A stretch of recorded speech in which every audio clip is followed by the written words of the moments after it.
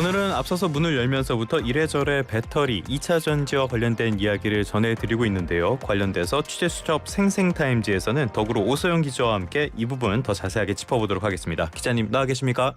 네, 안녕하세요. 배터리 이야기, 이 광물 이야기를 빼놓을 수가 없는 것 같아요. 희귀 광물 가격이 반등하고 있다고 하는데 어떤 광물을 말하는 겁니까? 네, 일단 한국자원정보서비스에 따르면 탄산리튬 가격은 지난 9월 킬로그램당 평균 70.55위안에서 이달 들어 72.606위안으로 소폭 상승했습니다. 예. 네, 10월 8일부터 10일까지 73위안을 돌파했는데 이게 지난 8월 8일 이후에 무려 2개월 만이고요.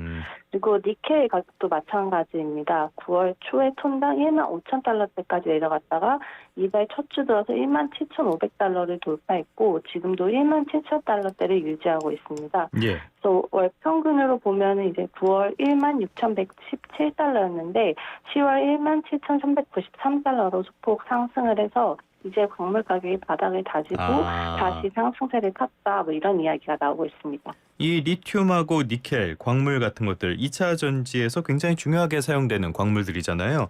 그동안 이 광물들 가격이 하락하고 별로 안 좋았던 그 배경은 뭡니까? 네, 당연히 이제 전기차 수요가 둔화됐기 때문인데요. 안 팔리니까. 예. 네. 시장은 한동안은 굉장히 크게 성장을 했습니다. 그래서 시장 조사 기관 SN 리서치 발표를 보면은 전 세계 전기차 인동량이 2020년에 321만 대에서 22년에 1,083만 대까지 3배 이상 뛰었거든요. 예. 네, 그리고 배터리 시장도 보면은 같은 기간 그렇겠죠. 네, 3배 이상 또 커졌습니다. 그래서 전방 산업의 수요가 이제 늘면서 광물 투자도 상당히 많이 증가를 했는데 인도네시아는 니켈 공급량을 2020년에 7만 톤에서 2023년 175만 ton까지 늘렸고 예. 리튬 같은 경우도 글로벌 생산량을 보면 2019년에 8만 6천 톤에서 2023년 18만 톤으로 2배 이상 늘었습니다. 그러니까 전방 산업의 수요가 당연히 클 것으로 보고 공급량도 폭풍적으로 이제 늘려왔는데 문제는 갑자기 이제 전기차 수요가 둔화됐다는 점인데요. 그래서 2024년에 상반기 그 전기차 인도량 보면 성장률이 20.8%인데 작년 상반기 성장률이 41.7%였으니까 거의 절반 수준으로 떨어졌습니다. 그래서 수요가 안 받쳐주니까 당연히 공급 과잉에 대한 우려가 커졌고 가격도 폭락해가지고 이제 니켈 같은 경우에는 2022년 4월에 3만 3,000달러대까지 돌파했다가 올해 초에 이제 1만 6천 달러까지 떨어져서 거의 반토막이 났고 리튬도 2022년 11월에 보면 월 평균 572위안까지 갔었는데 작년 말부터 이제 100위안 미만으로 급락했습니다. 그래서 광물 가격이 굉장히 안 좋은 상황이었습니다. 핵심 광물이라고 할 수 있는 리튬만 해도 5분의 1에서 6분의 1 가격까지 거의 폭락을 한 수준인데 원래도 광물 공급 과잉 우려가 있긴 있었잖아요. 그런데 전기차 수요까지 둔화하면서 가격이 급락했다라는 말씀을 들어봤습니다. 당연히 그렇다면은 우리나라에 있는 배터리 소재 기업들 그리고 배터리 그 자체를 만드는 셀 기업들 영향을 안 받을 수가 없겠죠?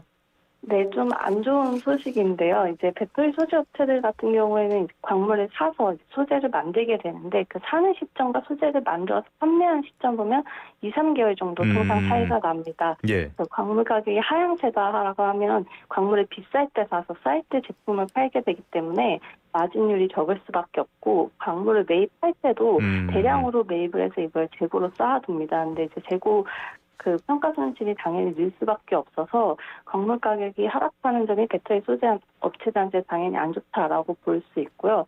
그래서 좀 우리나라 배터리 소재 업체들 설명을 드리면 국내에서 양극재랑 음극재 모두 하는 기업으로 꼽히는 기업이 포스코 퓨처엠입니다. 양극재가 뭐죠? 음극재는 뭐고요?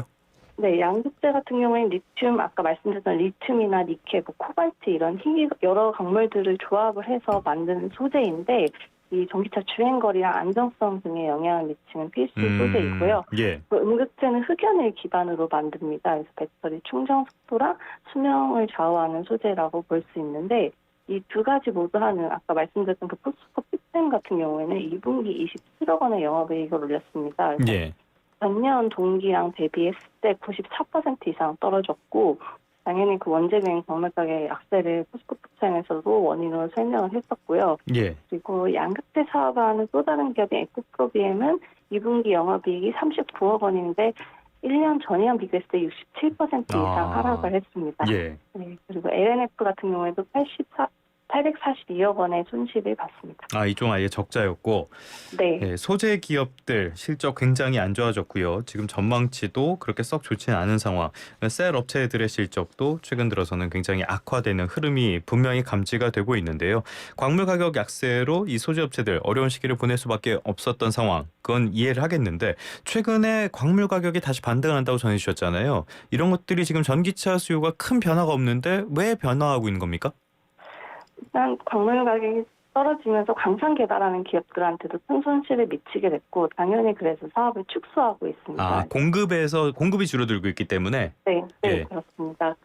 대표적으로 이제 중국 배터리 기업이죠. CATL 같은 경우에는 장시성 이춘 시에 리튬 광산 채굴을 중단하기로 결정을 하면서 아, 네, 연산 20만 톤 규모의 공장 가동을 이미 중단했고 그 세계 1위 리튬 제조사인 엘버마일도 호주 리튬 공장을 원래 확장할 계획이었습니다. 예. 그래서 2만 5천 톤에서 5만 톤까지 이제 증설할 예정이었는데 이걸 중단하기로 결정했고요. 그 니켈도 마찬가지입니다. 세계 최대 원자재 회사를 알려진 글렌코어는 작년 11월에 뉴칼레도니아의 니켈 채굴 멈추겠다고 발표를 했고요. 호주 BHP도 10월부터 소호주 사업은 중단한다라고 발표를 했습니다. 브라질 발레 같은 경우에는 강풍 피해로 이제 전력난을 겪으면서 브라질에 있는 니켈 광산 가동을 중단한 상태입니다. 그래서 결국은 이렇게 광물 공급량 자체가 조금씩 줄면서 반등에 대한 기대감이 살아나고 있습니다. 그러니까 결국에는 공급이 줄어든 게 가장 큰 영향을 미치고 있는데 이 전반적으로 추세적으로 어떤 반등 같은 거를 기대해 보려면은 수요도 살아나야 된단 말이죠. 지금 수요는 전망이 어떻습니까? 네, 수요는 중국을 일단 주목할 필요가 있습니다. 중국이 지난달 말에 이제 경기 부양책을 발표를 하면서 올해 5% 안팎으로 성장률을 달성하겠다. 이를 그렇죠. 위해서 예. 돈을 풀겠다. 네, 이런 발표를 하고 여러 차례 그다음 부양책을 발표했는데 중국이 이 원재료 시장, 광물 시장이 큰 수요처이기 때문에 중국과 수요가 살아난다는 게 광물 가격도 오를 수 있다. 이런 기대감으로 이어지고 있고요. 그리고 친환경차 판매량도 중국이 좀 좋습니다. 그래서 시장 조사 업체 로모션이 발표를 한 걸 보면 지난달에 이제 전기 배터리로만 가동되는 순수 전기차랑 전기 배터리랑 내연기관이랑 같이 가동되는 플러그인 하이브리드 포함한 전체 판매량을 보면 112만 대로 작년 동월 대비해서 47% 이상 증가했고 역대 최고치였습니다. 그리고 중국의 유명한 전기차 업체인 BYD 우리가 또 예. 모두 다 아실 텐데 이 월간 판매량이 신기록을 달성했습니다. 그래서 9월 판매량이 42만 대거든요. 그래서 전년 대비 46%나 뛰었고 생산량은 20배 이상 전월 대비 증가해서 44만 대까지 뛰어서 이런 부분들이 수요 측면에서도 좀 긍정적으로 작용한 것으로 보입니다.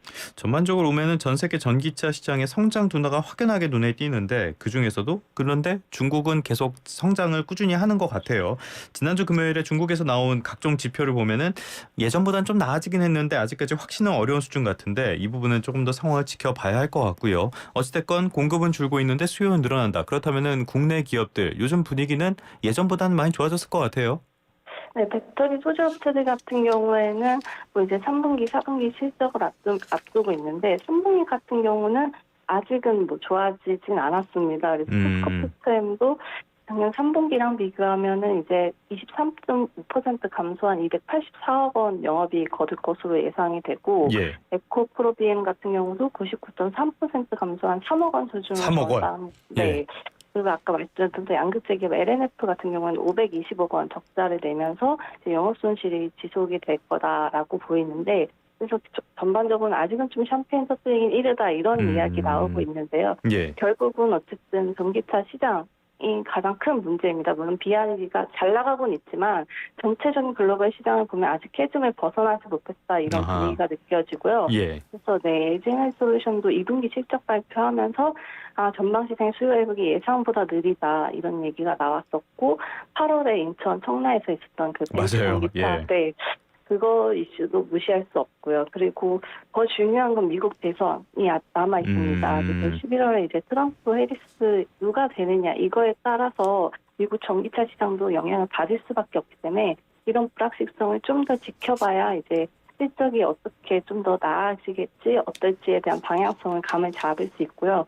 다만 좀 4분기 내년 초부터는 좀 살아날 수 있다 이런 기대 심리도 있는데 일단 미국은 금리 인하 효과가 있고 독일이랑 비롯해서 이제 일부 유럽 국가들이 보조금 중단했다가 재개하자, 좀 풀자 이런 이야기가 나오면서 전기차 수요가 살아날 수 있다라는 이야기가 나오고 있습니다. 그래서 LNF 같은 경우에는 내년 흑자로 전환할 수 있다 이런 전망도 나오고 있습니다. 그래서 좀 역시 어떻게 될지는 지켜봐야 하겠지만 하반기나 올해 내년 초부터는 조금은 나아질 수 있다라는 기대감도 있는 건 맞습니다. 조금은 나아지겠지만 본격적인 반등까지는 조금 더 시간이 걸릴 수밖에 없는 그런 상황인 것 같습니다. 지금까지 더구의 오서영 기자와 함께 2차 전지 상황 같은 것들 그리고 전망까지 본격적으로 한번 종합적으로 짚어봤습니다. 오늘 말씀 여기까지 듣겠습니다. 고맙습니다. 네, 감사합니다.